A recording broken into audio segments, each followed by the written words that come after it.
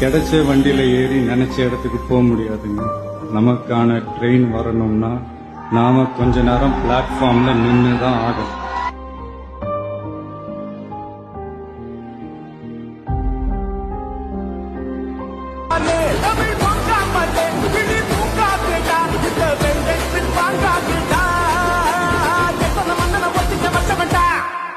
நான் தன்னந்த நீயாளு நம்ம பாரு கொஞ்சம் நவுந்தேன்னா இங்க எது கோடி பேரு நல்ல பாட்டு கேட்டு எங்க விசிலு சத்தம் கேட்டு நல்லா பங்க போன நீ விசிலு கடி ஓட்டு